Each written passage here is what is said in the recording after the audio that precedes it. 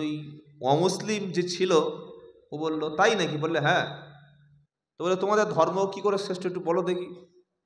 বলছে, আমাদের আল্লাহ সত্য আল্লাহ, আমাদের নবী সত্য নবী, আমাদের কোরআন সত্য।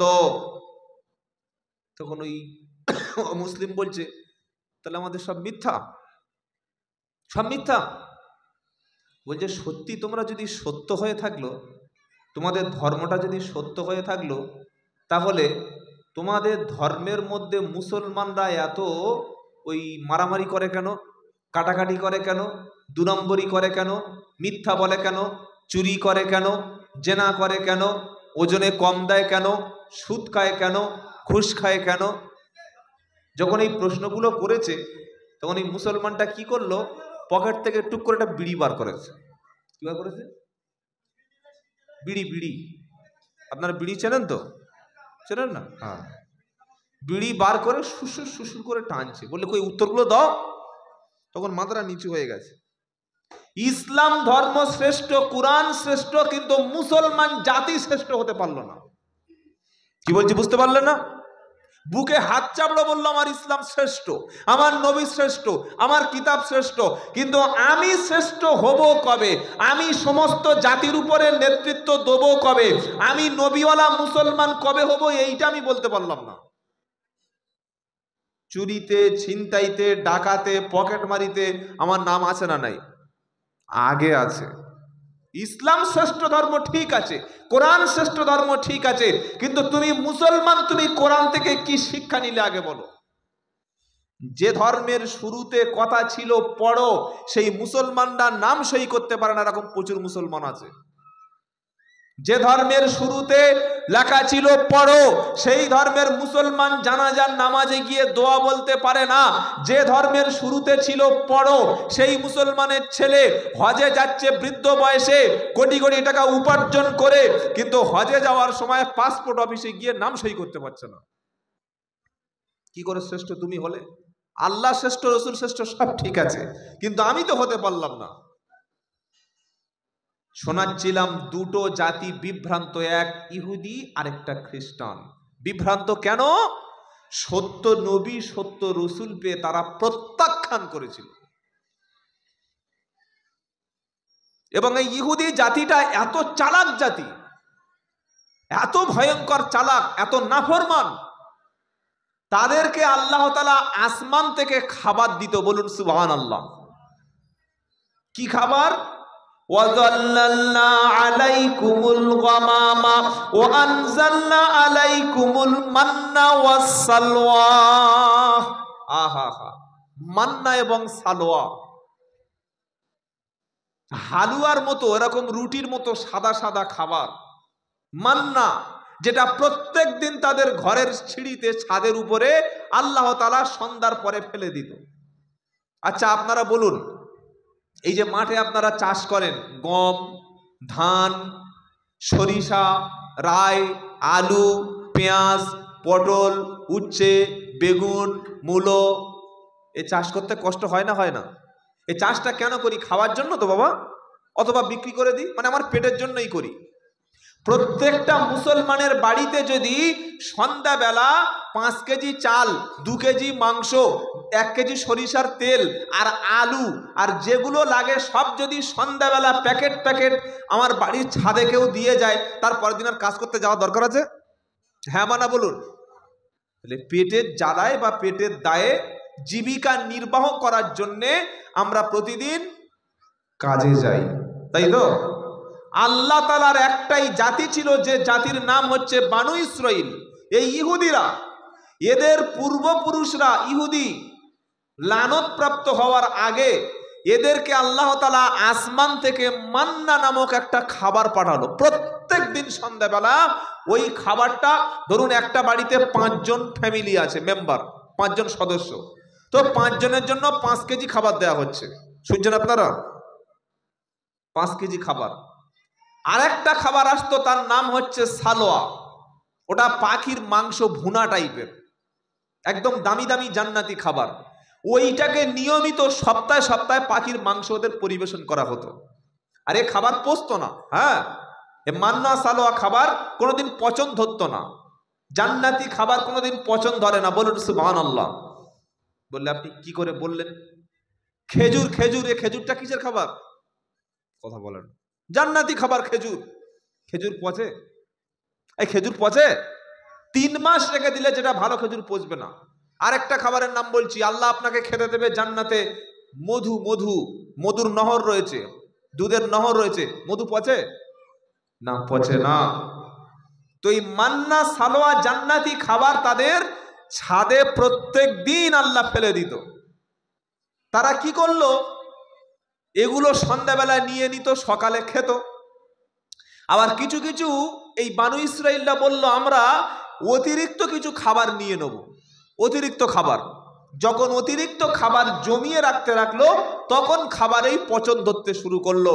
ওই দিন থেকে যত খাবার পচে, ওই পচাটা ওখান থেকেই শুরু হয়েছে। তা না হলে খাবার কোনোদিন আল্লাহ রুজিকে পচিয়ে নষ্ট করতো না, বলুন সুবহানাল্লাহ। বেশ কিছুদিন খাচ্ছে। নবী মুসা আলাইহিস সালাম বললে, তোমরা খাও আর আল্লাহর প্রশংসা করো। সুবহানাল্লাহ বলুন। কিন্তু আমাদের যদি কাজ না করতে হয়, যদি ধান চাষ, গম চাষ, রায় চাষ, পটল চাষ, তারপরে বেগুন, এগুলো চাষ না করতে হয়, কোনো কাজ আছে? খালি খাবো আর নামাজ পড়বো, খাবো আর ঘুমাবো। সুবহানাল্লাহ বলুন। হ্যাঁ, তারা বেশ কিছুদিন খেলো। খাওয়ার পরে মাথায় একদিন শয়তান চেপেছে। শয়তান বোঝেন? শয়তানি খেয়াল এসছে। তারা নবী মুসাকে গিয়ে বলছে, কি বলছে? কোরআন, ওয়াইদ কুলতুম ইয়া মুসা লান নাসবিরা আলা তুআমি ওয়াহিদিন ফাদউ লানা রাব্বাকা ইখরিজ লানা মিম্মা তুমবিতুল আরদ মিম বাকলিহা ওয়া কিথাইহা ওয়া ফুমিহা ওয়া আদাসিহা ওয়া বাসালিহা।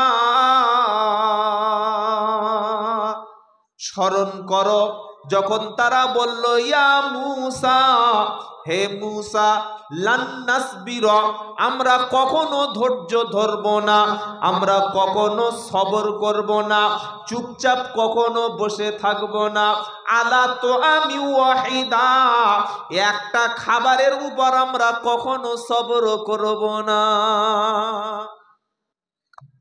কিরকম নাফরমান বুঝতে পারছেন? গিয়ে বলছে, ও মুসা, ওই আসমান থেকে যে জান্নাতি খাবার, আসমানি খাবার আসে, মান্না সালোয়া, এরকম ভুনা আর ভালো ভালো খাবার যেগুলো আসে, ওই একটা খাবার আর কতদিন খাবো? কি গো? হ্যাঁ, প্রতিদিন যদি বিরিয়ানি হয় ভালো লাগে?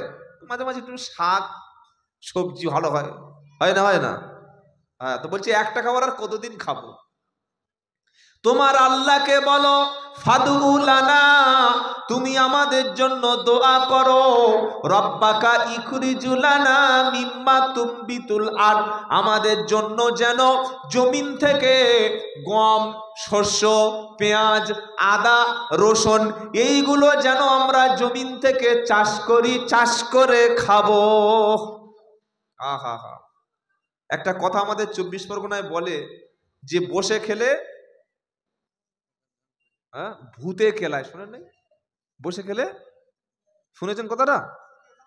হ্যাঁ হ্যাঁ, শুকে খেলে ভূতে কেলায়।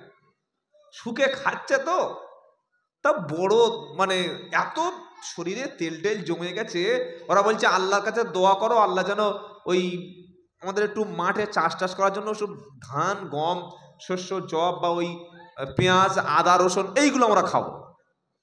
তো আল্লাহ বললেন, ঠিক আছে, যদি তোমরা এটাই চাষ করতে চাও, তোমাদের জন্য জমির উর্বর করে দেবো, তবে এই বাইতুল মুকাদ্দাস বা যে ফিলিস্তিন নামক জায়গা আছে, ওইটা ছেড়ে বাইরে যেতে হবে। সুবহানাল্লাহ বলুন। আমার পবিত্র ভূমিতে আমি এগুলো দেবো না, বাইরে যাও, ছেড়ে পাবে, এলাকা বাইরে ছেড়ে চলে যাও, এলাকা ছেড়ে বাইরে গিয়ে চাষ করে খাও। কত বড় বিভ্রান্ত জাতি, চিন্তা করেন। এটা হয়ে গেল। দ্বিতীয়, হযরতে মুসা আলাইহিস সালাম তিনি তুর পাহাড়ে গেলেন আল্লাহর সঙ্গে দেখা করার জন্য। সুবহানাল্লাহ বলুন। আল্লাহ তাকে ওহী দেবেন, ওহী। তুর পাহাড়ে গেলেন, আল্লাহ একদিন মুসাকে ডাকলেন, ডেকে বলছেন, এটা ছিল সূরার নাম তহা, পারা নাম্বার 16, মুসা নবীর জীবনের প্রথম ওহী। আল্লাহ বলছেন, ইন্নানি আনাল্লাহ লা ইলাহা ইল্লা আনা ফা'বুদনি ও আকিমিস সালাতা লিযিকরি। আল্লাহ পাক নবী মুসা আলাইহিস সালামের উপরে প্রথম যে বার্তাটা পাঠিয়েছে, আল্লাহ বলছেন, মুসা ইন্নানি আনাল্লাহ, নিশ্চয়ই আমি হলাম আল্লাহ, ফা'বুদিনি, আমার ইবাদত করো, ওয়া আকিমিস সালাতা লিযিকরি, আমার স্মরণে তুমি নামাজ কায়েম করো।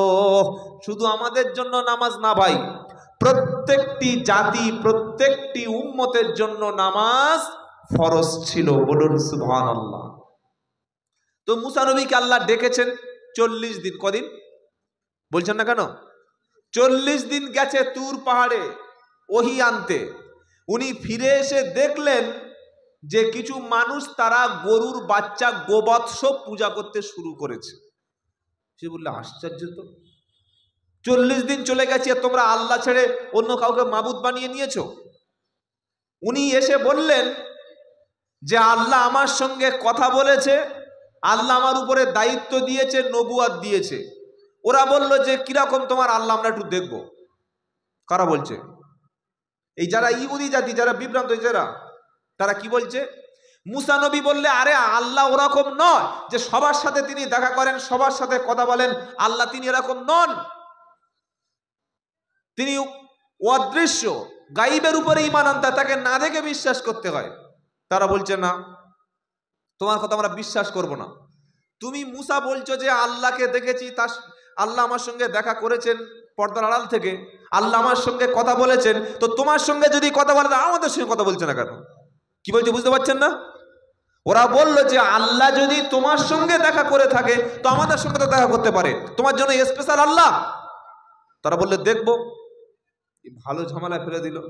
কি? কোরআন, ওয়াইদ কুলতুম ইয়া মুসা লান নুমিনা লাকা হাত্তা নারাল্লাহা জাহরা। তারা বলল, মুসা, আমরা অতক্ষণ পর্যন্ত ঈমান আনব না যতক্ষণ পর্যন্ত প্রকাশ্য আল্লাহকে দেখাতে পারবে না। কিরকম বদমাশ জাতি, চিন্তা করুন, আল্লাহকে প্রকাশ্য দেখবে। এবার তো মুসা নবী বললেন, আচ্ছা ঠিক আছে চলো। 70 জন লোক, 70 জন ওদের সর্দার, 70টা লোককে নিয়ে তুর পাহাড়ে গেল। কজন? আরে বলছেন না কেন? 70 জন তুর পাহাড়ে গেল। যখন তুর পাহাড়ে গেল, তো আল্লাহ বললেন, ওরা আমাকে না দেখে বিশ্বাস করবে না। আল্লাহ পাক ওই 70 জনকে সঙ্গে সঙ্গেই মেরে দিলেন, শেষ করে দিলেন। মুসা নবী বলল, আল্লাহ কি হলো? আপনি 70 জনকে এনেছিলাম আপনার সঙ্গে দেখা করানোর জন্য, যাতে আমার পুরো কমিউনিটিটা মুসলমান হয়ে যায়, আর আপনি 70 জনকেই মেরে দিলেন। এখন আমি ওদের কাছে গিয়ে কি বলবো? আল্লাহ পাক সঙ্গে সঙ্গে বললেন, কোন, বলার সাথে সাথে 70 জন জীবিত হয়ে গেল। জোরে বলুন সুবহানাল্লাহ। জীবিত যখন হয়ে গেল, তারা ফিরে এসে আবার নবী মুসাকে অবিশ্বাস করতে শুরু করলো। কিরকম জাতি বুঝতে পারছেন? এটা ছিল দ্বিতীয় ভুল।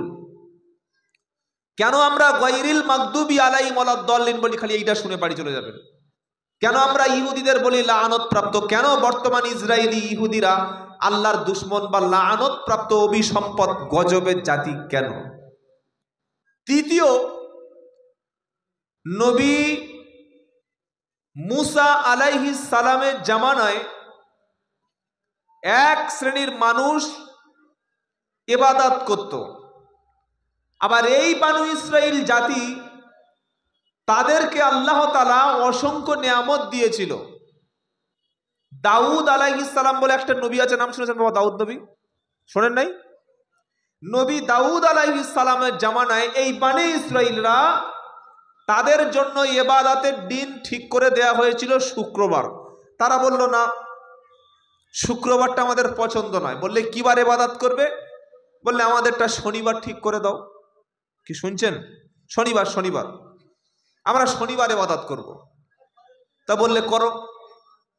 এই অভিসম্পদ জাতি, ইহুদি জাতি, তাদেরকে যখন বলা হলো শনিবার তোমরা ইবাদত করবে, তো আল্লাহ বললেন ঠিক আছে, শনিবার শুধু তোমরা ইবাদত করবে। ওদিন চাষবাস, মাছ শিকার করা, পশু শিকার সব বন্ধ। হ্যাঁ, তোমরা কিচ্ছু করতে পারবে না। তো দাউদ নবী আলাইহিস সালাম তার কথা অনুযায়ী তারা বলল শনিবার আমরা সব কাজ বন্ধ করে ইবাদত করব। আর আল্লাহ তাআলা নবী দাউদ আলাইহিস সালামের জামানায় সমুদ্রের মধ্যে এত ব্যাপক পরিমাণে মাছ দিয়েছিল, শুধু মাছ আর মাছ। আপনাদের তো মুর্শিদাবাদে মাছ অত খান না, আমাদের 24 ঘন্টা মানুষ প্রচুর মাছ খায়। কি আপনারা মাছ খুব খান নাকি? হ্যাঁ, মাছ নাই তা খাবেন কোথায়? আর আমাদের তো পাশে বড় বড় নদী রয়েছে, সুন্দরবন এলাকা, বিশাল মাছ অনেক কম দামে পেয়ে যাই। হ্যাঁ, কলকাতায়ও মাছের দাম খুব বেশ কমের মধ্যে। আল্লাহ বললেন তোমরা শনিবার মাছ ধরো না। এই ইহুদি জাতি তারা বলল শনিবার মাছ ধরবো না, কিন্তু শুক্রবার সন্ধ্যার আগে আমরা নদীর পাশগুলিকে মাটি দিয়ে এরকম ব্যারিকেড করে রাখবো। শনিবার এসে মাছগুলো পড়বে, রবিবার মাছগুলো তুলবো আর খাবো। কি লোক বুঝতে পারছেন? আল্লাহ কি বলেছিলেন? যে শনিবার ইবাদত তোমরা যখন বেছে নিয়েছো, শনিবার ইবাদত তোমাদের জন্য দিয়ে দিলাম। ওরা শনিবার মাছ ধরতো না, আগের দিন শুক্রবারে নদীর পাড়গুলো, ওই নদীর সাইডে ছোট ছোট পুকুরগুলো এরকম কেটে দিয়ে, হ্যাঁ হ্যাঁ হ্যাঁ কেটে দিয়ে ঘিরে রাখতো। আর যে মাছগুলো এসে শনিবার পড়তো, আর তারপর দিন ধরে ধরে খেত। এক শ্রেণীর মানুষ তারা মাছ ধরলো না, আর এক শ্রেণীর মানুষ তারা শুধুমাত্র ইবাদত করত। আর তৃতীয় শ্রেণীর মানুষ মাছ ধরত না, কিন্তু যারা ধরত না তাদের সাপোর্টার ছিল, নিষেধ করত না।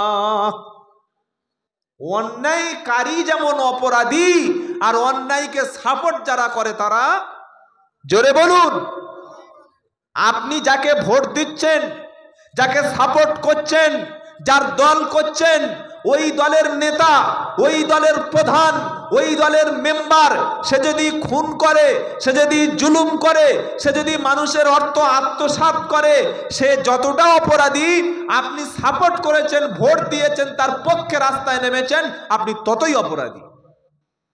কি বলছি বুঝতে পারছেন নিশ্চয়ই? এজন্য অন্ধভাবে কোনো ব্যক্তিকে সাপোর্ট করা যাবে না। আল্লাহ পাক কি করলেন? শনিবারের ব্যাপারে যারা বাড়াবাড়ি করেছিল, মাছ ধরলো যারা, আর মাছ না ধরে নিষেধও করলো না যারা, আল্লাহ তাদের সবগুলিকে বানর বানিয়ে দিল। কি বানিয়ে দিল? এটা কোরআন। ওয়ালাকাদ আলিমতুমুল্লাযীনা আতাদাউ ফিস সাবতি ফাকুল্লা লাহুম কুনু কিরাদাতান খাসিন। প্রথম পারা সূরা বাকারায় আছে। আল্লাহ বলছেন অবশ্যই তুমি তাদের কথা কি জানো, যারা শনিবারের ব্যাপারে, মাছ ধরার ব্যাপারে বাড়াবাড়ি করেছিল, আমি আল্লাহ তাদের সবগুলিকে বানরও বানিয়ে দিলাম। পুরো গোষ্ঠী বানর হয়ে গেল। কি হয়ে গেল? বানর। এজন্য এই যে চার্লস ডারউইন, তিনি বলেছিলেন, তার একটা থিওরি রয়েছে যে মানুষ এসেছে, মানুষের আদি পুরুষ হলো বান্দর। পড়াশোনা যারা করেছেন জানেন না? হ্যাঁ, ডারউইনের থিওরি যে মানুষ হলো বাঁদর থেকে এসছে, বাঁদর থেকে মানুষ। ডারউইন তো ইহুদি ছিল, উনি খ্রিস্টান ছিলেন না, ইহুদি ছিলেন। তো তার বাপদাদা 14 গোষ্ঠী তারা যে বাঁদর ছিল, সেইটাকে গোটা পৃথিবীর মানুষকে বাঁদরে রূপান্তরিত করতে গিয়ে তিনি থিওরি এনেছে মানুষ বাঁদরের তৈরি, মানুষের আদি পুরুষ বানর। কিন্তু কোরআনের থিওরি কি এবার জেনে যান। কোরআনের 6 থেকে 7 জায়গায় আছে মানুষ সৃষ্টি করেছেন আল্লাহ মাটি দিয়ে। মানুষের আদি পুরুষের নাম হলো হযরতে আদম আলাইহিস সালাম। বলুন সুবহানাল্লাহ। বলে হুজুর আপনি তাহলে থিওরিটা বলুন। সূরার নাম নিসা, একদম প্রথম আয়াত, ইয়া আইয়ুহান নাসুত্তাকু রাব্বাকুমুল্লাযী খালাকাকুম মিন নাফসিন ওয়াহিদা ওয়া খালাকা মিনহা যাওজাহা ওয়া বাসসা মিনহুমা রিজালান কাসীরাও ওয়া নিসা।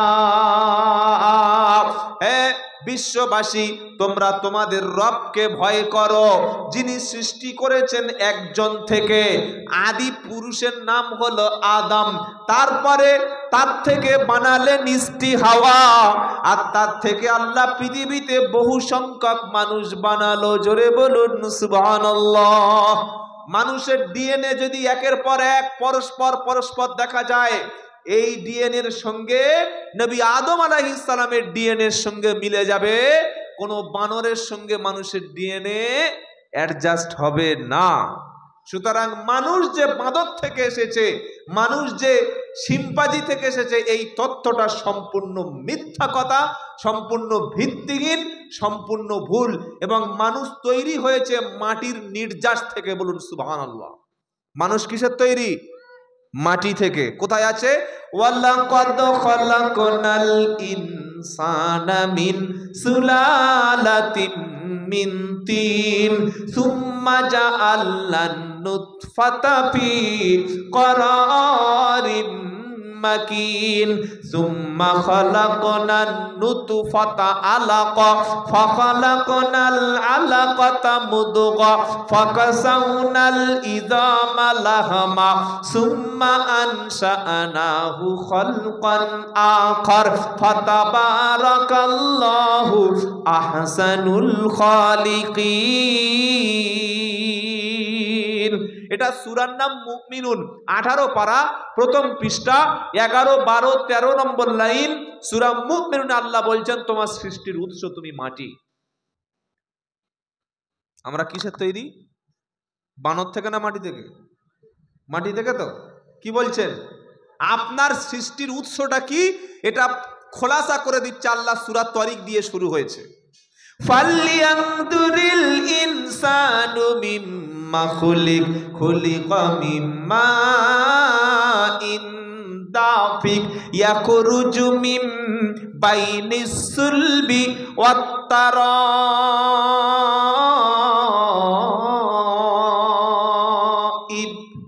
সূরা তরিক 30 পারা।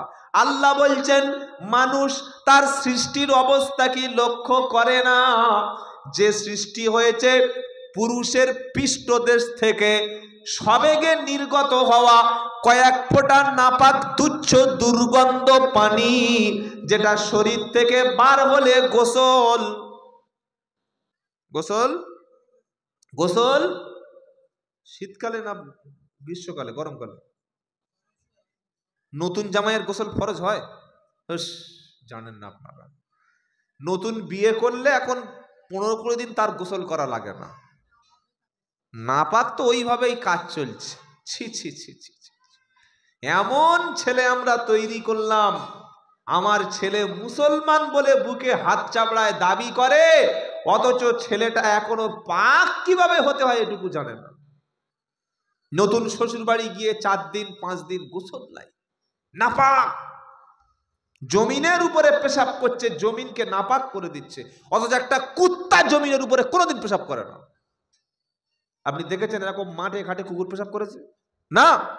কুকুর পেশাব করার জন্য সব সময় একটা গাছ, একটা দেয়াল, একটা খুঁটি, গাড়ির টায়ার কিংবা ওই বিভিন্ন রকমের পাথর, মানে একটা উঁচু কিছু থাকবে, তার পাশে যাবে, একটা ঠ্যাং তুলবে, তবে পেশাব করবে। ঠিক বলছি না ভুল বলছি? আপনি কোনোদিন দেখাতে পারবেন না যে একটা কুকুর এরকম খোলা ময়দানে টয়লেট করছে, দেখেছেন? দেখেননি। কেন? কুকুর জানে পৃথিবীতে অসংখ্য আল্লাহর বান্দা আছে যারা জমিনে সেজদা দেয়, তারা জমিনটা নাপাক করে না। তারা একটা সাইডে যায়, গাছের ডালে, গাছের গোড়ায়, পাথরের কিনারায়, বিল্ডিং এর সাইডে গিয়ে, দেয়ালের সাইডে গিয়ে, কিংবা ওই গাড়ির টায়ার উঁচু কোনো একটা জায়গায় গিয়ে ওখানে মাইনাস করে। মুসলমানের ছেলে জলসা শুনতে এসেছে, কোরআন হাদিস শুনেছে, কাঁচা বাদাম খেয়েছে, ভালো ভালো জিনিস খেয়েছে, যাওয়ার সময় রাস্তার পাশে চেন খুলে সবার সামনে দাঁড়িয়ে গেছে। পানি নাই, ওর পানির প্রয়োজন নাই। অথচ কবরের আযাব সবচাইতে বেশি আযাব হবে এই পেশাবের মুহূর্তে অসতর্ক থাকার কারণে। নাউযুবিল্লাহি মিন যালিক। আল্লাহ অন্য জাতির মতো তোমাকে বানায় নাই। তোমাকে বানানোর পরে পবিত্র পানি দিয়ে তোমাকে আল্লাহ পরিষ্কার করার সুন্দর বিধান দিয়েছে, বলুন সুবহানাল্লাহ। কোন জাতির জন্য ওযু করার সিস্টেম নাই ভাই। পারা নাম্বার 6, পৃষ্ঠা নাম্বার 6, 7, লাইন নাম্বার 1, আয়াত নাম্বার 6, সূরার নাম মাইদা। আল্লাহ বলছে, ও মুসলমান, তোমাকে পাক সাফ পরিষ্কার হওয়ার জন্য আমি আল্লাহ ওযু দ্বারা, গোসল দ্বারা, পানি দ্বারা ওযু গোসল করে তোমাকে পাক হওয়ার নির্দেশ দিয়েছি, বলুন সুবহানাল্লাহ। আপনি একটা জাতি দেখান কেন ইসলামকে আল্লাহ শ্রেষ্ঠ বলেছেন? ইসলাম ধর্ম শ্রেষ্ঠ না মুসলমান জাতি শ্রেষ্ঠ? ইসলাম ধর্ম শ্রেষ্ঠ, মুসলমান জাতিও শ্রেষ্ঠ। সেই মুসলমান শ্রেষ্ঠ যে মুসলমান ইসলাম মেনে চলে, সেই মুসলমান শ্রেষ্ঠ না যারা ইসলাম মেনে চলে না। কি বললাম বোঝাতে পারিনি আপনাদের? আর এই ঠান্ডার সময় 11টার সময় এসব কথা শুনে সহজে হজমও হবে না। কি বুঝলেন? ইসলাম ধর্ম শ্রেষ্ঠ, মুসলমান জাতি শ্রেষ্ঠ। যারা মেনে চলে তারা শ্রেষ্ঠ, যারা মানে না তারা শ্রেষ্ঠ না। মেনে চলে আমাদের মানার মতো এরকম সিফাত আমাদের আছে? মসজিদ থেকে নামাজ পড়তে ঢুকছে মুসলমান বিড়ি খেয়ে খেয়ে, মসজিদ থেকে বার হয়ে মুসলমান বিড়ি খাচ্ছে। এ জাতি শ্রেষ্ঠ জাতি কবে হবে? দেখেছেন না দেখেন নাই? রমজান মাসে ইফতার করে 2 মিনিট দেরি করে না বিড়ি খাচ্ছে। খালি যদি কোনো ইমাম সাহেব ফতোয়া দেয় যে বিড়ি দিয়ে ইফতার ভাঙা যায়, ও ইফতার শুরু করবে বিড়ি দিয়ে শুরু করে দেবে। হ্যাঁ, ছেলে খেলে নয়। এই জাতি কবে শ্রেষ্ঠ হবে? এই মুসলমান জাতি মদ পান করে, এই মুসলমান জাতি বিবিকে মারে, এই মুসলমান জাতি মেয়ের নারীর উপরে অত্যাচার করে, এই মুসলমান জাতি বিয়ের সময় শ্বশুরের কাছে হাত পাতে, এই মুসলমান জাতি 500 টাকার জন্য নিজের কলেমা পড়া ভাইকে হত্যা করে না? 24 পরগনা থানার নাম বলছি, থানার নাম কুলপি থানা। ওই কুলপি থানায় লক্ষ্মীকান্তপুর এলাকা, ওখানে গত 15 দিন আগে মসজিদের মধ্যে একজন মুসলমান মুখে দাড়ি, মাথায় টুপি, গায়ে পাঞ্জাবি, তসবি নিয়ে ফজরের নামাজ পড়ার জন্য মসজিদে যাচ্ছিল। আর একদল মুসলমান মসজিদের মধ্যে নামাজ পড়তে যাওয়ার আগে এই টুপিওয়ালা, দাড়িওয়ালা, পাঞ্জাবি পরা একটা মুসলমানকে কেটে কচু করে হত্যা করেছে। বলুন তো, এই কাজটা যদি কোনো হিন্দু করত, আমরা দাঙ্গা শুরু করতাম না? হ্যাঁ না বলুন? হিন্দুরা আমাদের মেরে শেষ করে দিয়েছে, আরে তোমার জাতি তো তোমাকে শেষ করে দিচ্ছে। মসজিদের মধ্যে একটা মুসলমানকে একটা মুসলমান খুন করবে, এটা ভাবা যায় কোনোদিন? যারা করেছে আমি নাম বলছি না, তারা একই দলের লোক, যুব আর মাদার, বুঝে নিন এবার। একই দলের লোক, তারা রাজনীতি করে। আমি তৃণমূল করি, আমি সিপিএম করি, আমার ভাই কংগ্রেস করে, আরেকটা ভাই অন্য দল করে, তারপরে মেরে দেবো? এ কি? মসজিদের মধ্যে খুন করে দিল। তারপরের দিন ফরেনসিক রিপোর্ট আসার জন্য পুরো মসজিদটা আমি ফোন করলাম, ওখানে যিনি জমিয়তে ছিলেন, আমি ফোন করলাম, হযরত কি খবর? বললে সরকার মসজিদটাকে সিল করে দিয়েছে, ও মসজিদ আর নামাজ কবে হবে তা ঠিক নাই। আপনি ভাবুন, ইসলাম শ্রেষ্ঠ, মুসলমান শ্রেষ্ঠ, কিন্তু বর্তমান মুসলমানরা কেন এই নিচু জায়গায় চলে গেছে? বাংলাদেশে তাবলীগ জামাতের ইজতেমা হয়, আমাদের ভারত থেকে প্রচুর মানুষ সওয়াবের উদ্দেশ্য যায়, দাওয়াতের কাজে যায় না? কি এমন হলো, কি এমন ভুল দেখতে পাওয়া গেল যে 7 গ্রুপ আর জুবায়ের গ্রুপ, দুটো গ্রুপ মারামারি করে 3 জনকে মেরে দেবে? কি করেছে না করে নাই? এই কাজটা ইহুদিরা করেনি, এটা খ্রিস্টানরা করেনি, এটা হিন্দুরা করেনি, এটা করেছে মুসলমান জাতি। মুসলমানকে মুসলমান মারছে। কোন মুসলমান? যে মুসলমান সম্পর্কে কোরআন বলছেন সূরা হুজরাত, ইন্নামাল মুমিনুনা ইখওয়া, তোমরা সমস্ত মুমিনেরা ভাই ভাই। হানাফি, শাফি, হাম্বলি, মালিকি, তাবলিগি, বেরেলি, দেওবন্দি, ফুরফুরা, পাথর চাবড়ি, কাদরিয়া, চিস্তিয়া, লামোজাহাবি, তোমরা সব ভাই ভাই, এটা নবী বলে গেছে। আর আমরা মসজিদে লিখে রাখছি হানাফি মসজিদ, মসজিদে লিখে রাখছি আহলে হাদিস মসজিদ, মসজিদে লিখে রাখছি তাবলিগের মসজিদ, মসজিদে লিখে রাখছি এটা পীরপন্থীদের মসজিদ। পীরের লোক ছাড়া মসজিদে ঢুকতে পারবে না।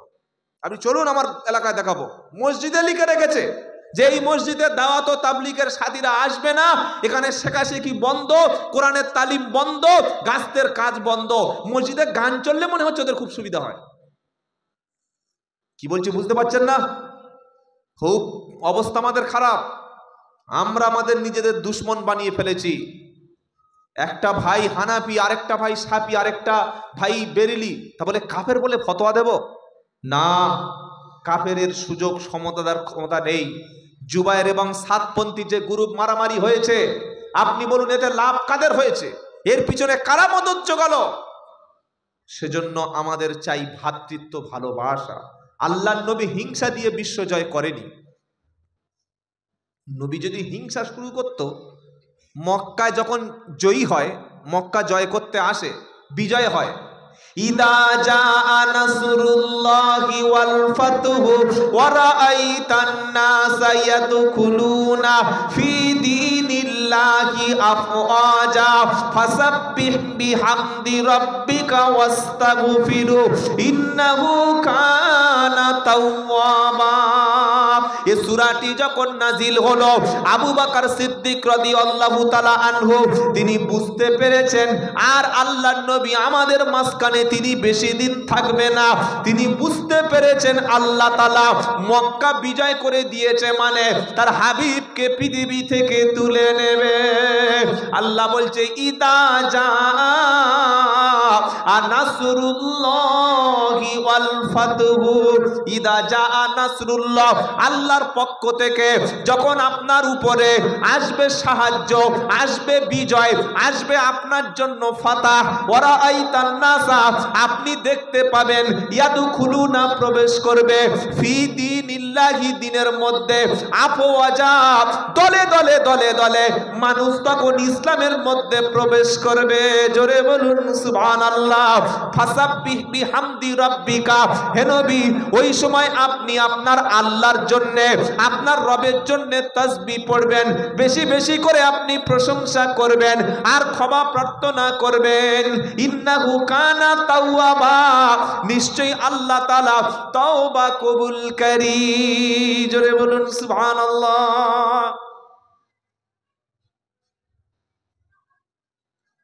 যখন মক্কা থেকে মদিনায় নবীজি গিয়েছিলেন, ছিলেন কজন বলুন?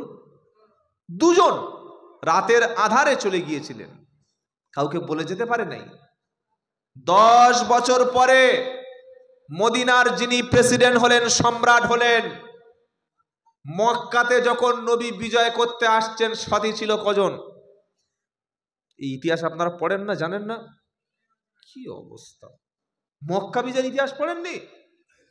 কি শুনলেন আপনার এতদিন ধরে? 10,000 সাহাবা যার সাথে আছে। নবীজি যখন মক্কায় প্রবেশ করছিলেন, সেজদার মতো মাথা নিচু করে দিয়েছিলেন।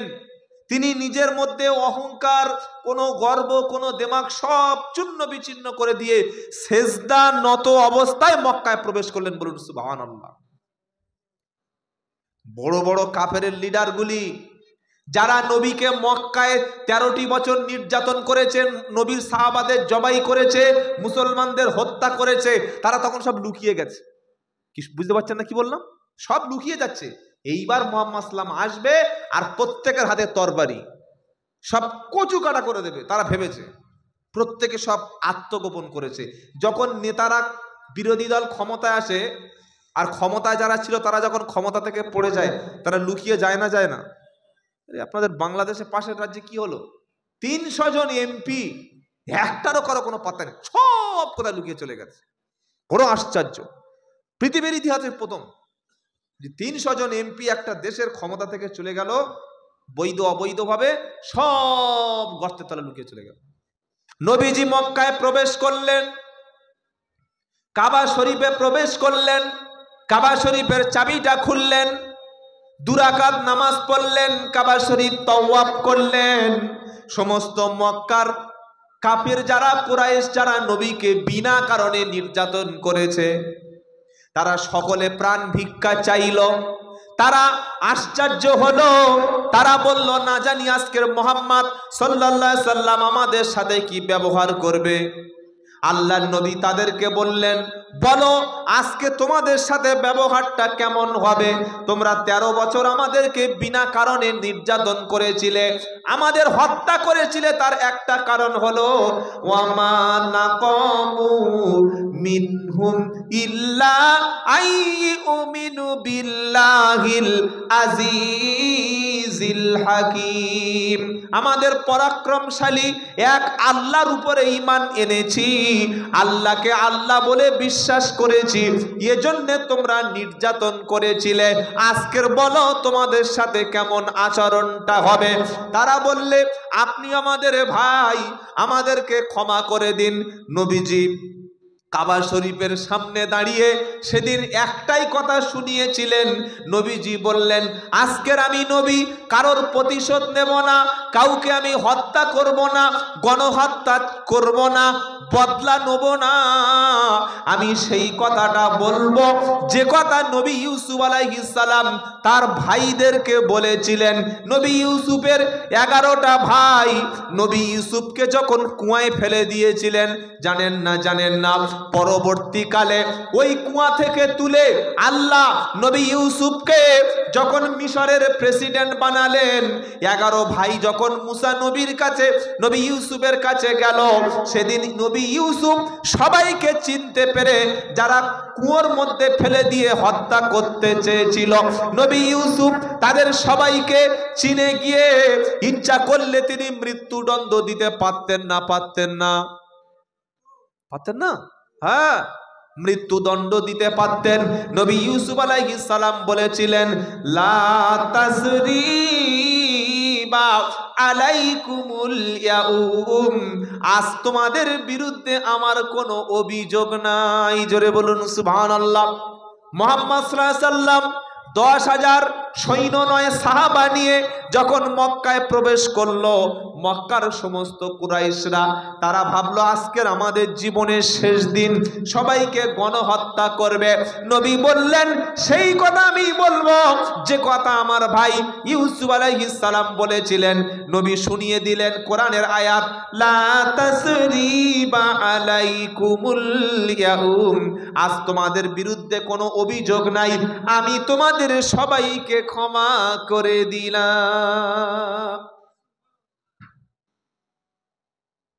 হিংসা দিয়ে কখনো কোনো জাতি জয়লাভ করতে পারে না। আজ আমাদের মধ্যে ভালোবাসার খুব অভাব। আমরা আমাদের প্রতিবেশীর উপরে নির্যাতন করি, আমরা আমাদের নিজের মায়ের পেটের ভাইকে কষ্ট দিই, আর নিজের স্ত্রীকে মনে করি ওটা আমার দাসী, কাজের মেয়ে। আছে না নাই? কি গো, নিজের স্ত্রীকে মনে করে কাজের মেয়ে। কেন বিয়ে করেছি? রান্না করবে, জামা কাপড় পরিষ্কার করবে, আমার সংসারের দেখাশোনা করবে, আমার বাচ্চা মানুষ করে দেবে, আমার শরীরের চাহিদা মিটিয়ে দেবে, আমার শান্তি এনে দেবে, আর দুমুঠো খাবার দেবো, তাই তো না। আল্লাহ বলছেন, হুন্না লিবাসুল্লাকুম ওয়া আনতুম লিবাসুল্লাহুন্না, তুমি তার পোশাক, সে তোমার পোশাক। বলুন সুবহানাল্লাহ। আবার আল্লাহ বলছেন, ও আশিরুহুন্না বিল মারুফ, তোমরা তোমাদের স্ত্রীর সঙ্গে সৎ আচরণ করো, ভালো ব্যবহার করো। বাইরে অনেক কিছু সেজেছি, মানুষের সামনে অনেক কিছু বেশ ধারণ করেছি, কিন্তু বুকে হাত দিয়ে আপনি প্রশ্ন করুন, আপনার বিবি, আপনার বাচ্চার কাছে আপনি প্রকৃত বাপ, প্রকৃত স্বামী হতে পেরেছেন কিনা? বাবাজিরা, আল্লাহ ভাইরা, ইসলাম জয়ী হয়েছে ভালোবাসা দিয়ে, তরবারি দিয়ে নয়। অনেকে বলে ভারতবর্ষের মুসলমান যারা বাদশা ছিল তারা হিন্দুদের উপরে অত্যাচার করে জোর করে ধর্মান্তরিত করেছে। অনেক মিথ্যা ইতিহাস লেখা আছে। এই পৃথিবীতে এখনো তো 57টা মুসলিম দেশ আছে। হ্যাঁ, Kuwait, Qatar, Jordan, Iraq, Iran, Malaysia, Indonesia, মিশর, দুবাই, এরকম 57টা মুসলিম দেশ আছে। প্রত্যেকটা মুসলিম দেশে হাজার হাজার খ্রিস্টান সংখ্যালঘু, হিন্দু সংখ্যালঘু সেখানে কাজ করছে, আছে। সৌদি আরবে আছে। কোনোদিন শুনেছেন কোন অমুসলিমকে জোর করে বলছে লা ইলাহা ইল্লাল্লাহ বল, তা না হলে মুন্ডু কেটে দেবো? শুনেছেন কোনোদিন? কোনোদিন দেখাতে পারবেন না। আর আমাদের দেশের যে ইলেকট্রনিক্স মিডিয়া রয়েছে, এই টিভি চ্যানেলগুলো, প্রত্যেকটা টিভি চ্যানেলের কাজ দেশের মধ্যে দাঙ্গা বাঁধানো, এদের আর অন্য কোনো কাজ নাই। এদেশের হিন্দুরা মুসলমানদের দুশ্মন না, এদেশের মুসলমানরা হিন্দুদের দুশ্মন না। দুশ্মন কারা? টিভি চ্যানেলগুলো, খবরের কাগজগুলো এমন এমন হিংসাত্মক খবর দিচ্ছে, হিংসাত্মক ঘটনা দেখাচ্ছে, শুনলেই আপনার মাথা গরম হয়ে যাবে, শুনলেই মাথা গরম হয়ে যাবে। পৃথিবীতে এতগুলো মুসলিম রাষ্ট্র আছে, কোন রাষ্ট্রের মধ্যে একটা অমুসলিমকে জোর করে গলায় ছুরি দিয়ে কলেমা পড়ানো হয়েছে? আপনি নামটা বলুন। পাবেন না। কেন পাবেন না? ইসলাম ধর্মে জোর করে কাউকে মুসলমান বানানো জায়েজ না। কি বলছি বুঝতে পারছেন না? ধরুন এই এলাকায় 5000 মুসলমান আছে, আর 3টে পরিবার আছে, হিন্দু পরিবার, একটা খ্রিস্টান পরিবার।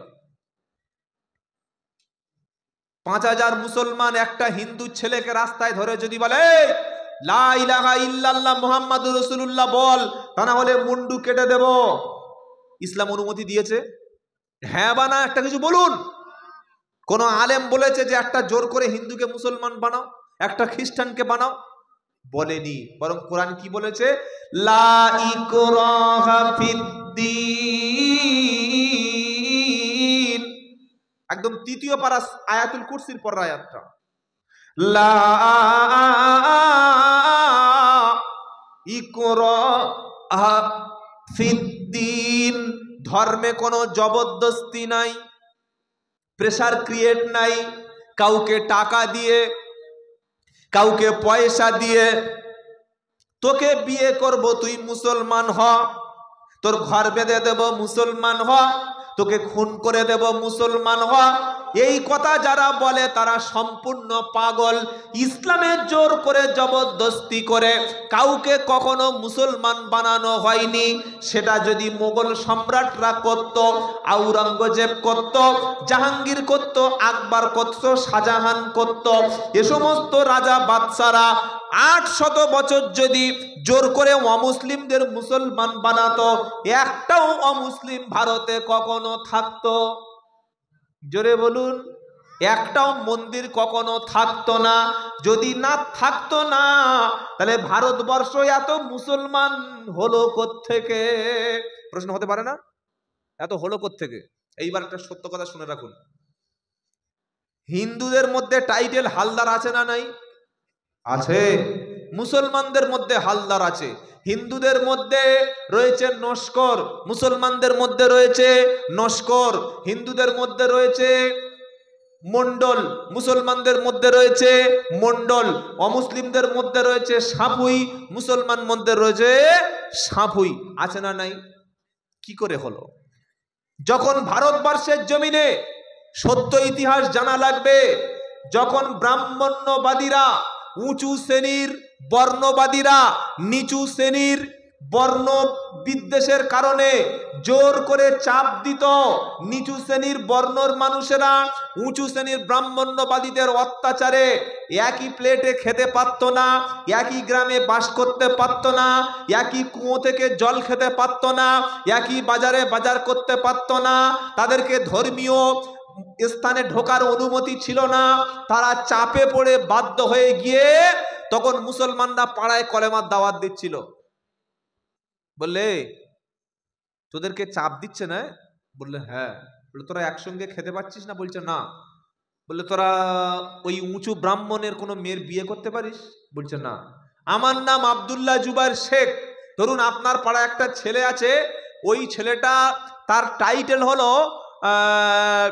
সাঁপুই, তার নাম ধরুন সাইফুদ্দিন সাঁপুই। আমার মেয়ে বড় হয়ে গেল, এবার এই ধরুন এখানে এসে বক্তব্য করতে আসলাম, তো কমিটি একটা ছেলে বললো হুজুর আপনার মেয়ে আছে? বললাম হ্যাঁ। কত বয়স?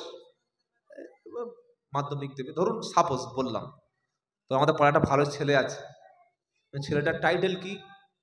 বললে সাঁপুই। ওর কোয়ালিফিকেশন পড়াশোনা? বললে এমএ। এমএ, ভালো শিক্ষিত ছেলে, কি করে? ব্যবসা করে। ওই ছেলেটা সাঁপুই, হাফেজ নয়, মাওলানা নয়, পীরের বেটা নয়, মুফতি সাহেবের ছেলে নয়, ইমাম সাহেবের ছেলে নয়, আমার মেয়েকে বিয়ে করতে পারবে না পারবে না? আরে হ্যাঁ না বলুন। আপনার পাড়ার যে কোনো মুসলমান ছেলে যে কোনো পীরের বেটা পীরের বেটিকে বিয়ে করতে পারবে না পারবে না? পারবে। কিন্তু ব্রাহ্মণ্যবাদীদের মধ্যে এই প্রথা ছিল, এখনো আছে, কি ব্রাহ্মণ ছাড়া ব্রাহ্মণের মেয়ে বা ছেলের সঙ্গে বিয়ে করার সুযোগ। তখন মুসলমানরা কলেমার দাওয়াত দিচ্ছিল, ওলামারা বলল, শোনো, তুমি যদি ওই উঁচু শ্রেণীর ব্রাহ্মণদের অত্যাচার থেকে বাঁচতে চাও, আমি বলবো না যে তুমি মুসলমান হও, তবে আমাদের ইসলামে আছে, আমাদের মুসলমানদের মধ্যে আছে, যারা লা ইলাহা ইল্লাল্লাহ বলে তারা একই প্লেটে ভাত খেতে পায়, লা ইলাহা ইল্লাল্লাহ বললে একই সঙ্গে গোসল করতে পারে, লা ইলাহা ইল্লাল্লাহ বললে একই সঙ্গে তারা খাবার খেতে পারে, লা ইলাহা ইল্লাল্লাহ বললে যে কোনো মুসলমানের মেয়েকে বিয়ে করতে পারে, লা ইলাহা ইল্লাল্লাহ বললে মসজিদে ঢুকতে পারে, লা ইলাহা ইল্লাল্লাহ বললে কোরআন শরীফ ছুঁইতে পারে, লা ইলাহা ইল্লাল্লাহ বললে কাবা শরীফে গিয়ে তওয়াফ করতে পারে। এই নিচু শ্রেণীর বর্ণ বিদ্বেষের শিকার যারা, নিচু শ্রেণীর অমুসলিম যারা, তখন বলল, কই আমরা তো ধর্মীয় স্থানে যেতে পারি না, আমরা ওদের কিতাব ছুঁইতে পারি না, আমরা ব্রাহ্মণদের মেয়েকে বিয়ে করতে পারি না, তাহলে আমরা স্বেচ্ছায়, আমরা স্বাধীনভাবে বাঁচার জন্য পড়ে নিলাম লা ইলাহা ইল্লাল্লাহ, আর তারা হয়ে গেল এই দেশের মুসলমান। জোরে বলুন সুবহানাল্লাহ। কি বলছি বুঝতে পারছেন না? এইভাবে ইসলামের প্রচার এবং প্রসার ঘটেছে। সুতরাং জোর করে চাপ দিয়ে মুসলমান কাউকে বানানো হয়নি, আর কিয়ামত পর্যন্ত বানানো হবে না। নবীজি সেদিন বললেন, আজ তোমাদের বিরুদ্ধে কোনো অভিযোগ নাই, তাই ভালোবাসায় ইসলাম প্রতিষ্ঠা হয়েছে, শান্তিতে সহানুভূতি দেখে ইসলাম প্রতিষ্ঠা হয়েছে। আজ মুসলমানদের আদর্শ যদি মুসলমান হতো, আমরা নিজেরা খাবো, নিজেরা ঘুমাবো, আমার বাচ্চা কি খাবে এই চিন্তা করব, আমার প্রতিবেশী যদি একটা মুসলমান নয় একটা হিন্দু না খেয়ে মারা যায়, আর এটা যদি মুসলিম এলাকা হয়, কিয়ামতের দিন জবাবদিহি করতে হবে। আপনার এলাকায় একটা মুসলমান গরিব মেয়ে বিয়ে হচ্ছে না, সে হাত পেতে লোকের কাছে ভিক্ষা করছে, কোটি কোটি টাকার মালিক, প্রতি বছর ওমরা করতে যাচ্ছে, আল্লাহর কাছে জবাবদিহি করতে হবে। কি বলছি নিশ্চয়ই বুঝতে পারছেন? অত সহজ নয় ভাই। ভালোবাসা, সম্প্রীতি, মহাব্বত দেখিয়ে ইসলামের প্রচার হয়েছে। তো যেটা শোনাচ্ছিলাম, 12টা তো বেজে গেল, আর একটু বলবো নাকি শেষ করে দেবো? হ্যাঁ, ঠান্ডা তো ব্যাপক পড়ছে, আর আপনারা তো নড়ছেন না, ব্যাপারটা কি আমি বুঝতে পারছি না। আমি চাইছি যে পিছন থেকে সব একটা করে চলে যাক, আমিও চলে যাবো, কিন্তু সে সুযোগ নেই। আর আমার কপালটা খারাপ, মুর্শিদাবাদে আসলেই 10টা বা 11টার পরে, ওর আগে আর আমার সুযোগ নেই। আমি ধরে নিয়েছি, হযরত বলেন আপনি 9টার দিকে চলে আসেন, বললাম গিয়ে তো আমার কোনো লাভ নাই, ও 6টায় যাই আর 9টায় যাই, তুলবে সে আমার 10:30 11টা, তাই ছাড়া আর নাই। যাই হোক, দুটো কথা শুনুন, আমল করুন, কাজে লাগবে। আল্লাহ বলছেন মানুষের সৃষ্টি করতে হয়েছে, দেখো, ফালইয়ানদুরিল ইনসানু মিম্মা খুলিকা মিম্মা ইনদাফিক। পিতার শরীর থেকে কয়েক ফোঁটা নোংরা পানি, যেটার নাম হলো বীর্য, যেটার নাম হলো নুতফা, যেটার নাম হলো শুক্রকীট, এটা যখন নির্গত হলো, ওটা চলে গেল স্ত্রীর গর্ভের মধ্যে। বিজ্ঞানীরা বলেছে, পুরুষের শরীর থেকে যখন শুক্রকীট বার হয়, 4 থেকে 5 কোটি শুক্রকীট একবারে বার হয়ে গেল, তার মধ্যে সবগুলো ছিন্ন ভিন্ন হয়ে একটা শুক্রকীট নারীর ওভামের মধ্যে, গর্ভের মধ্যে প্রবেশ করলো। ওইভাবে আমি আল্লাহ রেখে দিলাম 40 দিন। কদিন? জোরে বলুন, 40 দিন। ওয়ালাকাদ খালাকনাল ইনসানা মিন সুলালাতিম মিন তিন, আমি মানুষকে বানালাম মাটির নির্যাস থেকে। মাটির মধ্যে যে উপাদান মানুষের শরীরে রয়েছে, উপাদান ফসফরাস, ম্যাগনেসিয়াম, ক্যালসিয়াম, আয়রন, যা কিছু মাটির মধ্যে রয়েছে সবগুলো মানুষের শরীরে রয়েছে। আল্লাহ বলছেন ওই শুক্রকীট নাপাক নিকৃষ্ট পচা পানি, ওটা গেল তোমার স্ত্রীর গর্ভের মধ্যে, রেহেমের মধ্যে রেখে দিলাম 40 দিন। তারপরে ওয়ালাকাদ খলাকনাল ইনসানা মিন সুলালাতিন মিন তিন সুম্মা জাআলনাহু নুতফাতান ফি করারিম মাকিন। ওই শুক্রকীট, ওই স্পার্মটা যেটা শরীর থেকে বার হলো, ওটা এমন জায়গায় আমি আল্লাহ রেখে দিলাম, পৃথিবীর কোনো জীবাণু, পৃথিবীর কোনো রোগ, কোনো ব্যাকটেরিয়া, কোনো ছত্রাক ওটা নারীর গর্ভে প্রবেশ করতে পারবে না। নারীর জরায়ু এমন সিক্রেট জায়গা, আল্লাহ বলছেন ফি করারিম মাকিন, এমন সুরক্ষিত রেস্ট্রিক্টেড এলাকা, এমন সুরক্ষিত প্রোটেকশন দ্বারা করেছি, পৃথিবীর রোগ জীবাণু কেউ সেখানে প্রবেশ করতে পারবে না। ওই কয়েক ফোঁটা পানি 40 দিন রেখে দিলাম, বলুন সুবহানাল্লাহ। তারপরে ওটাকে আস্তে আস্তে জমাট বেঁধে রক্ত ঝুলে থাকার মতো একটা অংশ বানালাম, যেটার নাম হচ্ছে আলাক। কি নাম বললাম? আলাক। আল্লাহ বলছেন কি ফি করারিম মাকিন সুম্মা নুতফাতান আলাকা, ওই নুতফা শুক্রকীটকে বানালাম আলাক, রক্তর মতো মাংস পিণ্ড ঝুলে ঝুলে থাকার মতো, ওটাও থাকলো 40 দিন। ফাকালাকনাল আলাকাতা মুদগা ফাকাসাউনাল ইযামা লাহমা, তারপরে ওই রক্তপিণ্ড থেকে আস্তে আস্তে মাংস পিণ্ড বানালাম। ফাকালাকনাল মুদগাতা ইযামা ফাকাসাউনাল ইযামা লাহমা, ওই মাংস পিণ্ডকে আমি আল্লাহ হাড় দিয়ে, হাড্ডি দিয়ে 206টা হাড়, এই 206টা হাড় তোমার শরীরে আমি সেট করলাম।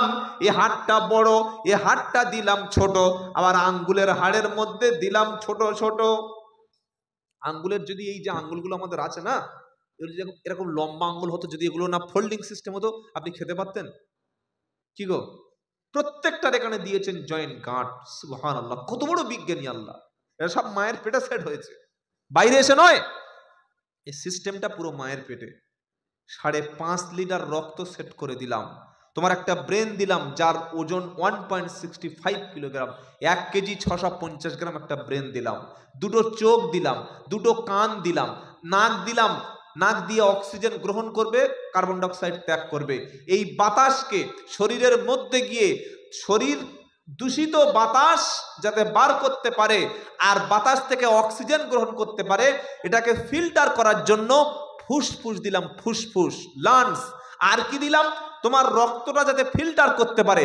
তোমার শরীরের যে রক্তটা শরীরের মধ্যে ছুটছে, দ্রুত গোটা শরীরে ঘুরছে, ওই রক্তটাকে টেনে এনে তোমার বাম দিকে হৃৎপিণ্ড, হার্টের মধ্যে পুরো রক্তটাকে আমি ছেঁকে বিশুদ্ধ করে কয়েক সেকেন্ডের মধ্যে রক্ত গোটা দেহ ছড়িয়ে দিলাম, বলুন সুবহানাল্লাহ। এগুলো আমি আল্লাহ করেছি। তোমার বয়স কত হলো? 4 মাস, মানে 120 দিন। তখন তুমি মায়ের পেটে, তোমার নাম ঠিক হয়নি, তোমার কেউ পৃথিবীতে চেনে না। হাল আতা আলাল ইনসানি হিনুম মিনাদ দাহরি লাম ইয়াকুন শাইআম মাদকুরা। পারা নাম্বার 29, সূরার নাম দাহার। আল্লাহ বলছে মানুষের জীবনে এমন কি একটা সময় এসেছিল না যার কোনো নাম ছিল না, কোনো পরিচয় ছিল না। মায়ের পেটে যখন তুমি ছিলে, দুনিয়ায় তোমার নামে কেউ চিনত না। আমার বক্তব্য শুরুর আগে হযরত বললেন যে আব্দুল্লাহ জুবাইর সাহেব বক্তব্য করবে, কিন্তু আজ থেকে আমার বয়স এই 23 বছর চলছে, আজ থেকে 25 বছর আগে আমার নাম কেউ চিনতো? আরে বলছেন না কেন? আপনার বয়স 50, আপনার বয়স 60, 61 বছর আগে কেউ চিনতো? কেউ চিনতো না, কোনো পরিচয় ছিল না। আল্লাহ বলছে কিসের অহংকার করো, কিসের গরম দেখাও, কিসের বড়াই করো, কিসের মাতব্বারি করো, তোমার কোনো দাম নাই। তোমার এই যে অহংকার, মাতব্বর, বাড়াবাড়ি সব মাটির সঙ্গে মিশে যাবে। যাবে না? যাবে না। তুমি মুসলিম হলে তোমাকে কবরে যেতে হবে, হিন্দু হলে তোমাকে শ্মশানে গিয়ে তোমার অস্তিত্ব মিটিয়ে দেবে। দেবে না? দেবে না। একদিন মাটির ভিতরে হবে ঘর, রে মন আমার কেন বাঁধো দালান ঘর। একদিন মাটির ভিতরে হবে ঘর, রে মন আমার কেন বাঁধো দালান ঘর। প্রাণ পাখি যাবে উড়ে পিঞ্জার ছেড়ে, ধরা ধমে সবই রবে তুমি যাবে চলে। বন্ধু বান্ধব যত, মাতা পিতা তারা সুত, সকলে হবে তোমারই পর। রে মন আমার কেন বাঁধো দালান ঘর। আমাদের এই যে দেহ, হাত পা, নাক, মুখ, চোখ, অস্তিত্ব একদিন মাটির তলায় সব মিশে যাবে, কোনো চিহ্নই থাকবে না। কিন্তু আপনি যে আচরণটা করে গেলেন না, আপনি যে বিহেভটা করে গেলেন, যে ব্যবহারটা করে গেলেন মানুষের সঙ্গে, সারা জীবন এইটা থাকবে। থাকবে না? থাকবে না। ভারতবর্ষের জমিনে যত প্রধানমন্ত্রী আছে, পশ্চিমবাংলা যত মুখ্যমন্ত্রী আছে, পৃথিবীর ইতিহাসে বড় বড় রাজা বাদশাহ যারা ছিল, কারণ নামটা আসবে ভালো বাদশাহ শাসক হিসাবে, আর কারণ নামটা আসবে খুনি স্বৈরাচারী হিসাবে। আসবে না? আসবে না। প্রত্যেকে মাটির সঙ্গে মিশে যাবে। তাদের কাজটা কিন্তু পৃথিবীর ইতিহাসে থেকে যাবে। আমরা যদি ভালো কাজ করি, আল্লাহর বান্দার মতো কাজ করি, মুসলমানের মতো আচরণ করি, মানুষের সঙ্গে ভালো ব্যবহার করি, আমাদের মৃত্যুর পরে আমরা মানুষের স্মৃতিতে অমর হয়ে থাকব। আর যদি খারাপ কাজ করি, হিংসা, মারামারি, অশান্তি, গীবত, হত্যা, মানুষের খারাপ ক্ষতি করা, মানুষেরকে ধোঁকা দেওয়া, এই খারাপ কাজগুলো করে গেলেও আপনি সমাজ থেকে যেদিন মারা যাবেন, লোক আপনার নামে ছিচি করবে, বলবে কে মারা গেছে, বললে ওই সেই শওকত, বললে ওর মতো চিটিং বা ঠিক হয়েছে, সারা মরেছে, ঠিক হয়েছে, বলবে না? বলবে না? কি গো? কিন্তু ভালো কাজ করে গেলে লোক চোখ থেকে জল ফেলবে। তাই কবি বলছে তোমার দেহ, তোমার শরীরটা মাটির সঙ্গে, মাটির সঙ্গে দেহ তোমার চর মোচর গলে পৌঁছে যাবে, শিরা উপশিরা গুলি ছিন্ন ভিন্ন হবে।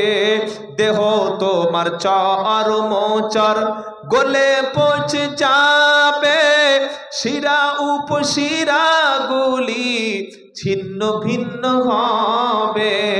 মুন্ডু মেরুদণ্ড সবই হবে খণ্ড খণ্ড, মুন্ডু মেরুদণ্ড সবই হবে খণ্ড খণ্ড।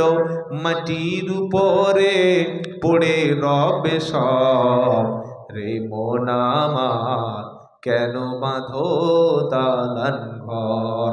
আমরা আমাদের শরীরটাকে সাজাবো না, বরং আমাদের চরিত্রটাকে সুন্দর করব। বলুন ইনশাআল্লাহ। ইনশাআল্লাহ বলেন। 50 বছর বয়স হয়ে গেছে, সাদা চুলটা সমাজকে ধোকা দেওয়ার জন্য কালো কলপ করেছে, করে না? করে না? হ্যাঁ, গোপটা সুন্দর করে বাটারফ্লাই মার্কা গোপ করেছে, মুখটা কালো বলে বাড়ির মহিলারা মেকআপ করে দিয়েছে, গোটা শরীরটাকে সাজিয়েছে, কিন্তু চরিত্রের কোনো উন্নতি করতে পারেনি ভাই। হজে গেছে, হজ থেকে ঘুরে এসে সাদা পাঞ্জাবি, সাদা টুপি, সাদা দাড়ি, সাদা লুঙ্গি পরে সমাজে বলছে আমি হাজি সাহেব, কিন্তু হাজী সাহেবের আগের যে চরিত্র ছিল, কুকীর্তি ছিল, লোকের সম্পদ মেরে নেওয়া, চিটিংবাজি করা, ওজনে কম দেওয়া, খাদ্যে ভেজাল দেওয়া, 2 নম্বরি করা, মানুষকে খুন করানো, জমি জায়গা দখল করা, পাড়ার মধ্যে অশান্তি করা, স্বামী স্ত্রীর মধ্যে মারামারি লাগিয়ে দেওয়া, এই চরিত্রটা কি সাদা পাঞ্জাবি পরলে পাল্টে যায়? হ্যাঁ বা না বলুন? এই চরিত্র কিন্তু হজ থেকে ঘুরে এসে পাল্টাবে না। কখন পাল্টাবে? যখন উনি মারা গিয়ে সোজা হয়ে যাবে। কি বুঝলেন? এজন্য আমাদের দেহটা সাজিয়ে লাভ নাই। কি গো, দেহ সাজিয়ে লাভ নাই, সাজাতে হবে আমাদের চরিত্রটা। আমাদের পোশাক দিয়ে ঢেকে লাভ নাই। অনেক মা আছে বোরকা পরে, আছে না? বোরকাকে সম্মান করুন। বোরকা পরে যদি তুমি একটা পরপুরুষের সঙ্গে ফোনে গল্প করো, বোরকা পরে যদি অন্য একটা স্বামীর সঙ্গে, তোমার স্বামী না, পরপুরুষের সঙ্গে পরকিয়া করো, বোরকা পরে তুমি যদি সিনেমা হলে যাও, বোরকা পরে যদি তুমি 1 জানুয়ারি বেড়াতে যাও, বোরকা পরে যদি তুমি নোংরামি কাজ করো, বোরকা পরে যদি তুমি সিনেমা হলে যাও, বদনামটা কিন্তু বোরকার হচ্ছে, বদনামটা মুসলিম জাতির হচ্ছে। তাই সাবধান, সাবধান। আল্লাহ হেফাজত করুক সকলে, জোরে বলুন আল্লাহুম্মা আমিন। দেহটা সাজিয়ে কোনো লাভ নাই, সাজাতে হবে আমাদের চরিত্র। 2টো চরিত্র আজ থেকে সংশোধন করে নেন। কটা? 2। 1, আল্লাহর নবীর যে আখলাক ছিল সেটা হলো সত্যবাদিতা। আর 2, তিনি ছিলেন আমানতদার, বিশ্বস্ততা। বলুন সুবহানাল্লাহ। আজ আমার কাছে যদি আমার ছোট ভাই 2 লাখ টাকা রেখে দেয়, 10 বছর পরে চাইলে ফেরত পাবে? হ্যাঁ বা না বলুন? আমার স্ত্রীর কাছে যদি আমি 50,000 টাকা দিই, ও টাকা 6 মাস পরে পাওয়া যাবে না। আমার বাপের কাছে যদি 2 বিঘে জমি আমি রেখে দিই, ওই জমিটা ছেলের জমি অন্য ছেলের নামেই দিয়ে দিচ্ছে। মসজিদের ক্যাশিয়ার, জলসা কমিটির ক্যাশিয়ার, ক্যাশিয়ারের নাম করে লক্ষ লক্ষ টাকা ঝেড়ে ফাঁকা করে দিচ্ছে। মসজিদ, মাদ্রাসা, জলসা, ঈদগাহ, কবরস্থান উন্নতি হলো না, কিন্তু ক্যাশিয়ারের জীবনে ঠিক উন্নতি হয়ে গেল। আছে না নাই? কি গো, তার মানে কি? চরিত্র আমাদের পাল্টায় নাই। আর আল্লাহর নবীর কাছে অমুসলিমরা তাদের স্বর্ণ, রূপ, ঘোড়া, উট, তাদের নববিবাহিতা স্ত্রীকে নবীর কাছে আমানত রেখে 5 বছর বিদেশে চলে যেত। তারা জানতো যে মুহাম্মদ আমার স্ত্রীর চরিত্রের উপরে সামান্য কেউ কলঙ্ক দাগ করুক, এটা পর্যন্ত করতে দেবে না। জোরে বলুন সুবহানাল্লাহ। আর আজকের আমাদের মুসলমানরা সুন্দরী নারী পেলে ব্যাস, ওর চরিত্র সব শেষ। সুন্দরী স্ত্রীর প্রেমে পড়লে জীবন ধ্বংস। এজন্য ভাই আমরা আমাদের চরিত্র পাল্টাবো। বলুন ইনশাআল্লাহ, বলুন ইনশাআল্লাহ। মানুষের সৃষ্টি হয়েছে তুচ্ছ, নিকৃষ্ট, দুর্গন্ধযুক্ত পানি দিয়ে। এই মানুষের অহংকার করা মানায় না, এই মানুষের বড়াই করা মানায় না। এবার আল্লাহ বলছেন তুমি পৃথিবীতে আসবে, হুয়াল্লাযী ইউসাউবিরুকুম ফিল আরহামি কাইফা ইয়াশা। তুমি দেখতে বাপের মতো হবে না দেখতে মায়ের মতো হবে, সাদা হবে না কালো হবে, লম্বা হবে না বেটে হবে, মাথায় টাক থাকবে না চুল থাকবে, নারী হবে না পুরুষ হবে, এটা আমি আল্লাহ তোমার স্ত্রীর পেটের মধ্যে, মায়ের পেটের মধ্যে থাকা অবস্থায় আমি আল্লাহ ইচ্ছা মতো তৈরি করি। জোরে বলুন। অনেক সময় দেখবেন বাপ এবং মা দুজনে কালো, ছেলে হয়েছে চায়নাদের মতো ফর্সা, হয় না? হ্যাঁ না বলুন না? তখন পাড়ার মেয়েরা বলছে কি করে হলো? বাপ মা দুজনে কালো ছিল, ছেলেটা পরিষ্কার কি করে হলো? বলে না, বলে না? কি বলছে? কোন একটা গোলমাল আছে। এটা বলা কি পাপ, কবিরা গুনাহ। আবার বাপ মা দুজনে পরিষ্কার চাঁদের মতো, বড় ছেলেটা হয়েছে পরিষ্কার আর মেজো ছেলেটা হয়েছে একটু একটু কি কালো। পাড়ার মেয়েরা বলছে সেই সেলিমের বাপ পরিষ্কার, সেলিমের মা পরিষ্কার, সেলিমও পরিষ্কার, কিন্তু ছোট ভাইটা কালো কেন? বলে না, বলেন না, এই হ্যাঁ না বলবেন তো। কুধারণা, কোনো একটা ব্যাপার নিশ্চয়ই হয়েছে। ছি ছি ছি ছি, কোন ব্যক্তি সম্পর্কে কুধারণা করা পাপ, এটার নাম ইসলাম। আপনি কোন মানুষের চরিত্র নিয়ে প্রশ্ন তুলতে পারেন না, কোন মানুষের আকৃতি নিয়ে আপনি ব্যঙ্গ করতে পারেন না। একটা লোক বেঁটে, একটা লোকের পা খোঁড়া, একটা লোকের মাথায় টাক, একজনের ভুঁড়িওয়ালা, একজনের দাঁত উঁচু, একজনের মুখে কালো তিল, একজনের কানটা একটু কাটা, একজনের নাকটা একটু বোঁচা, আপনি তাদের নাম ধরে ধরে ব্যঙ্গ করছেন, রহস্য করছেন, ঠাট্টা করছেন। মূলত আপনি মানুষকে করছেন না, করছেন কাকে? কাকে? লাকাদ খালাকনাল ইনসানা ফি আহসানি তাকবীর সুম্মা রাদাদনাহু আসফালা সাফিলিন। কোন সূরা? সূরা ৩। কোরআন পড়বেন তবে তো মজা লাগে। ওয়াত্তিনি ওয়াজ্জাইতুন ওয়া তুরি সিনিন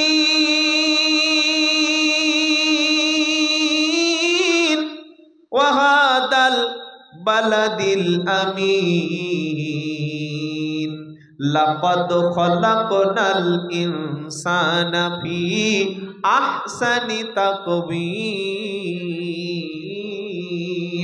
আল্লাহ বলছেন মানুষকে সবচাইতে উত্তম উৎকৃষ্ট হিসাবে আমি আল্লাহ সৃষ্টি করেছি। সুবহানাল্লাহ। তোমার সৃষ্টি যদি হয় এত সুন্দর, না জানি তুমি খোদা কতই না সুন্দর। যদি হবে না সুবহানাল্লাহ? ঘুমবারে আর কত সুবহানাল্লাহ বার হবে। কি বললেন? আল্লাহর এই যে সৃষ্টি কত না সুন্দর। সুবহানাল্লাহ। কবি বলছে তোমার সৃষ্টি যদি হয় এত সুন্দর, তোমার সৃষ্টি যদি হয় এত সুন্দর, না জানি তুমি খোদা কতই না সুন্দর, কতই না সুন্দর।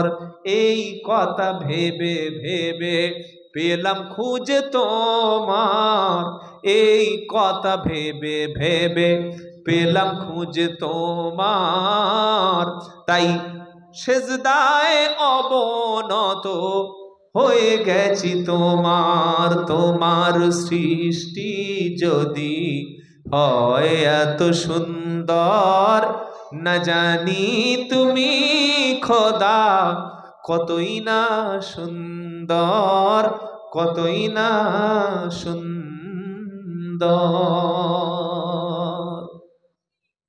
কালো ছেলের জন্য শাশুড়ি পরিষ্কার মেয়ে খুঁজছে। আমাদের এলাকায় আছে, ছেলেটা একদম কুচকুচে কালো, আল্লাহ সৃষ্টি, ঠাট্টা করছি না। বলছে ও হুজুর একটা মেয়ে দেখো। আমার বলছে কিরকম মেয়ে? 5.5 ফুট হাইট, বয়স 18+, মাধ্যমিক ফেল হলেও হবে, দেখতে বললে চাঁদের মতো চাই। তো তোমার ছেলেটার সঙ্গে মেয়েটার তো কম্পেয়ার করতে হবে ভাই। ওর ছেলের জন্য পরিষ্কার মেয়ে চাই, আর কালো মেয়েটা হয়েছে আল্লাহ দিয়েছে কালো, আল্লাহর সৃষ্টি কালার কালো। তো মেয়েটা যখন কালো হয়েছে তখন তুমি কি করবে? বৌমা কালো, বৌমা পরিষ্কার চাই, তোমার মেয়েটা যে কালো, তুমি যখন বিয়ে দেবে তাহলে সে যদি খোঁজে আমার বৌমাটাও পরিষ্কার করবো, তোমার মেয়েটা কার সঙ্গে বিয়ে দেবে? কি গো, আছে না নাই?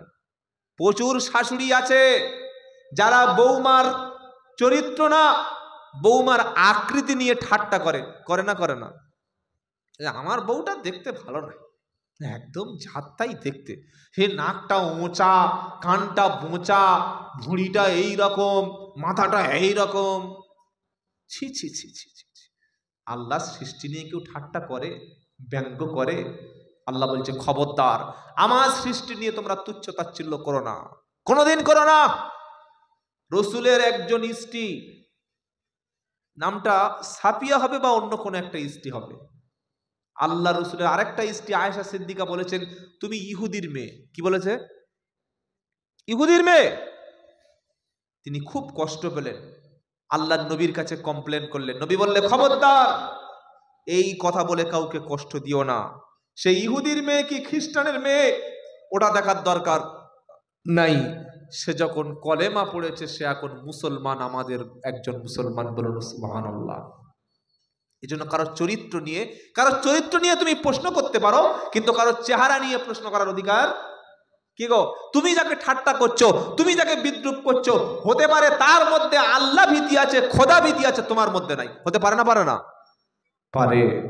আর ইসলাম সেই ধর্ম, কালো কুৎসিত, 4.5 ফুট হাইট, বেটে খোঁজা, নাকটা ভোঁতা, ওর মধ্যে যদি যোগ্যতা থাকে, ইলিম থাকে, পরেশগারি থাকে, ওই লোককে যদি দিল্লির মসজিদের ইমাম বানানো হয়, ভারতবর্ষে 30 কোটি মুসলমান তার পিছনে নামাজ পড়তে বাধ্য। জোরে বলুন সুবহানাল্লাহ। ঠিক বলছি না ভুল বলছি? একটা কালো মানুষ, একটা ফকির, একটা নিচু মানুষ, একটা বেটে মানুষ, সে যদি মসজিদের সামনের কাতারে বসে, আপনি গিয়ে বলবেন, এই এলাকার সবচাইতে বড় ডন আমি, উঠে যা, পিছে যা, পিছে যা, তোর জায়গা বাইরে, তুই কালো, তুই খাঁটো, তুই বেটে, বলার অধিকার আছে? অধিকার আছে? নাই। সবাইকে সমান চোখে দেখেছে, তার নাম হলো ইসলাম। বলুন সুবহানাল্লাহ। আল্লাহর কাছে মর্যাদা কার? যে ব্যক্তি আল্লাহকে দেখে সবচাইতে বেশি ভয় পায়। ইন্না আকরামাকুম ইনদাল্লাহি আতকাকুম। সূরা হুজরাতে আল্লাহ বলছেন, নিশ্চয়ই আল্লাহর কাছে সবচাইতে মর্যাদা সম্মান তার যারা আল্লাহকে ভয় পায়, যারা আল্লাহকে ভীতি, আল্লাহর ভয় যাদের মধ্যে আছে, সেই ব্যক্তি আল্লাহর কাছে মর্যাদাবান। বলুন সুবহানাল্লাহ। যাই হোক, আর কথা বেশি বাড়াবো না, শেষ করে দেবো। তার আগে আমাদের মায়েদের সম্পর্কে একটা কথা বলি। একটা সমাজে ভালো সমাজ গঠনের জন্য নারীদের ভূমিকা ছোট করে দেখার কোনো উপায় নাই। কি বলেছি আপনি বুঝতে পারছেন না? কোন সমাজ যদি চায় যে আমাদের সমাজ সবাই উচ্চ শিক্ষিত হোক বা সমাজ ভালো সমাজ গঠন করব, নারীদেরকে বাদ দিয়ে আপনি চলতে পারবেন না। এজন্য ইসলামে নারীদেরকে প্রত্যেকটা জায়গায় পুরুষের মতো সমান অধিকার দিয়েছে। বলুন সুবহানাল্লাহ।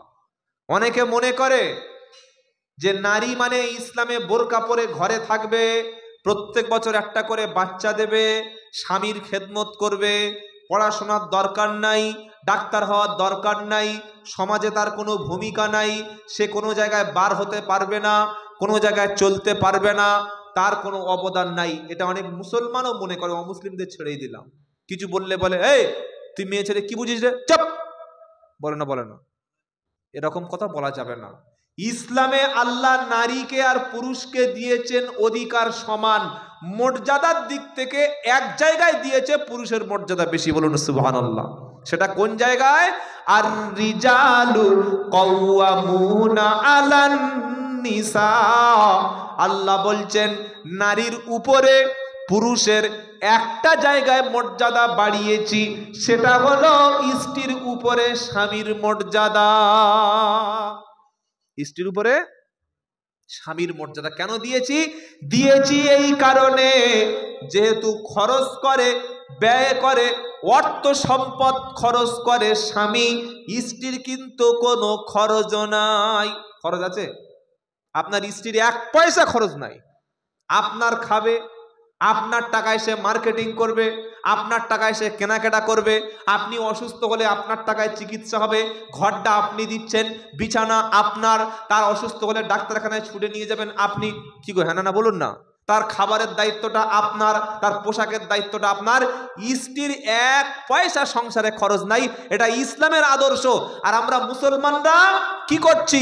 আমি মদ খাচ্ছি, আমি তাস খেলছি, আমি জুয়া খেলছি, আর বউকে বলছি যা বাজার থেকে কাজ করে আন, মাঠে ঘাটে কাজ করে আন, বন্ধন থেকে টাকা নিয়ে আমার খাওয়া।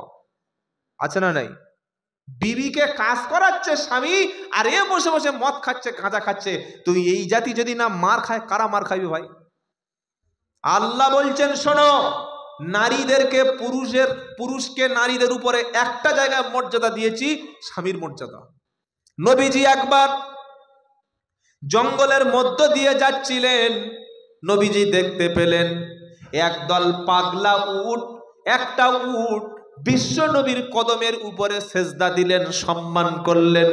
সাহাবারা বললেন, আল্লাহর নবী, আপনি আমাদেরকে অনুমতি দিন আপনার কদমের উপরে সেজদা দেওয়ার, আপনার সামনে সম্মানজনক সম্মান সূচক মাথা নিচু করার। নবীজি বললেন, না, পৃথিবীতে মানুষ কোনোদিন মানুষকে সেজদা করতে পারে না। যদি মানুষের সামনে সেজদা দেওয়ার অনুমতি দিতাম, আমি নবী সর্বপ্রথম পৃথিবীর সব নারীকে বলতাম, তোমরা আগে তোমাদের স্বামীর সামনে মাথা নিচু করো। মানুষের কাছে মাথা নিচু করা হারাম।